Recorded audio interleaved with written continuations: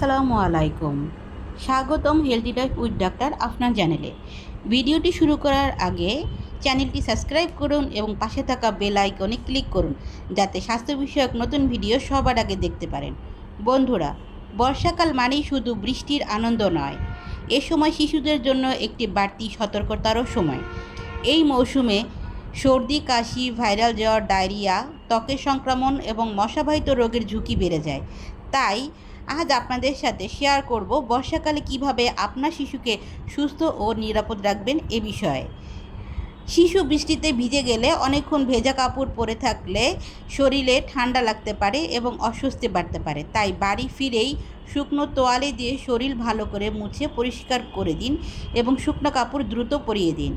বর্ষাকালে শিশুদের খাবারে রাখুন মাছ, ডিম, মুরগির মাংস, দুধ বা দই জাতীয় খাবার যা শিশুর জন্য উপযুক্ত।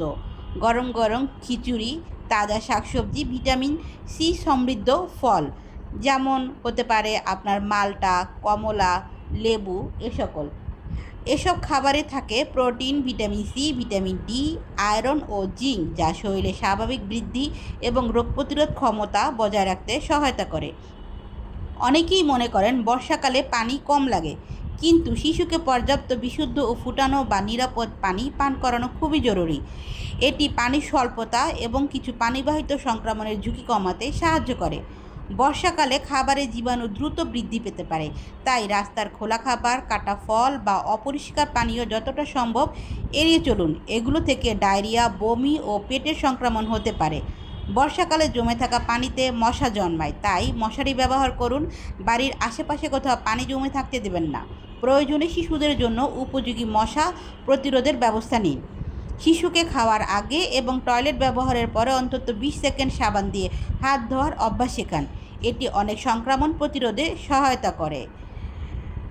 তাহলে দেরি না করে অবশ্যই এ সকল জিনিসগুলোর প্রতি সচেতন হন। বন্ধুরা, বর্ষাকালে শিশুকে সুস্থ রাখতে দামি ওষুধের চেয়ে বেশি দরকার সচেতনতা, পরিষ্কার পরিচ্ছন্নতা এবং সুষম খাবার। আপনার একটু যত্নই আপনার শিশুকে অনেক মৌসুমি অসুস্থতা থেকে রক্ষা করতে পারে।